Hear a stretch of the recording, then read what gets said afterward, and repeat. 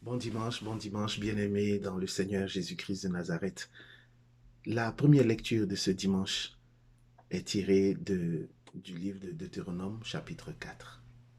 Et à travers la bouche de Moïse, Dieu dit à son peuple Israël, les instructions que je te donne, c'est pour les mettre en pratique.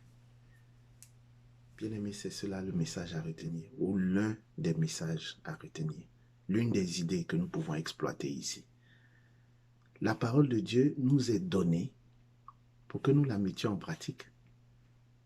Si je ne la mets pas en pratique, je n'enlève rien à la puissance de la parole, mais cette parole, moi, je n'en profite pas, je n'en bénéficie pas, elle devient simplement lettre morte à la poste pour moi, si je ne la mets pas en pratique.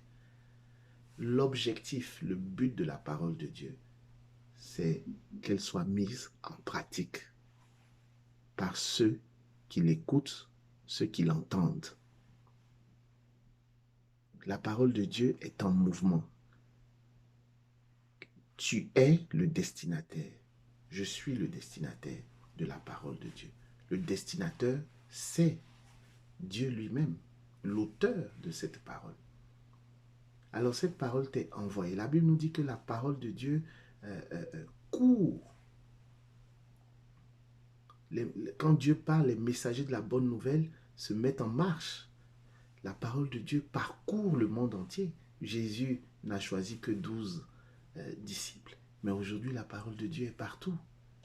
La parole de Dieu, comme disait sa sainteté le pape François, la parole de Dieu doit courir dans les rues du monde entier.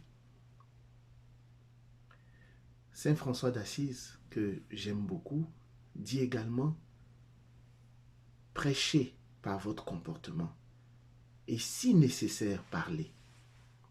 Prêchez par votre comportement et si nécessaire, parlez. Oh, que c'est beau. Bien-aimé, tu n'es pas obligé de... Il est bon de lire la parole, de l'apprendre, de la mémoriser, bien entendu. Mais prêcher peut se faire simplement dans notre comportement, dans notre attitude. Ceux qui sont autour voient les choix que nous faisons, la façon dont nous nous habillons, les postures que nous prenons, les attitudes. Est-ce que j'ai une attitude de jugement ou d'accusation? En tout lieu, en tout temps. En tout temps. La terre, tu es en mission, tu es une mission.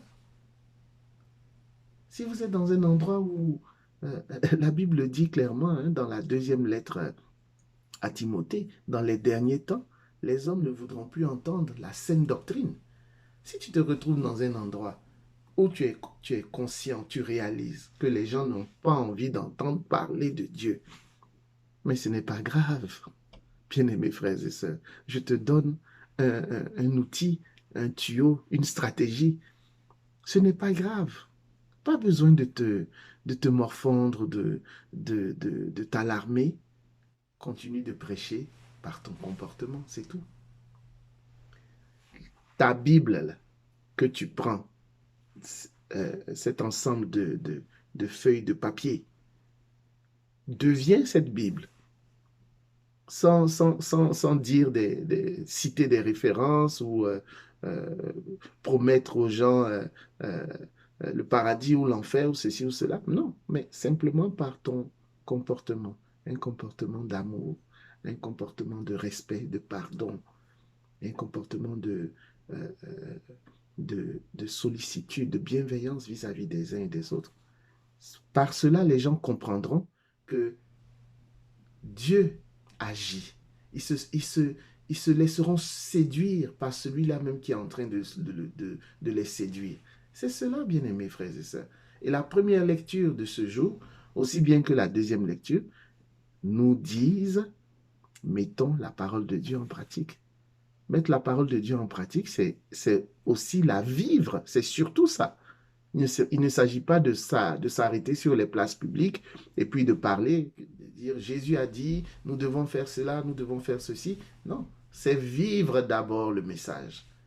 Toi-même à ton niveau, chrétien, chrétienne, baptisé en Jésus-Christ, est-ce que tu vis le message? Est-ce que je vis le message?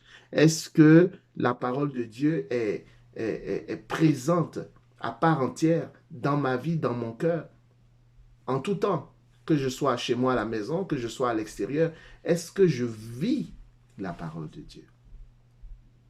Que la paix et la grâce de notre Seigneur, que la sagesse de notre Seigneur nous soit donnée en surabondance, afin que dans ce monde qui change, dans ce monde qui est bouleversé, nous arrivions à prêcher par le comportement, par l'attitude, plus que par les paroles. Au nom du Père et du Fils et du Saint-Esprit, ainsi soit-il. Bon dimanche, bien-aimés dans le Seigneur.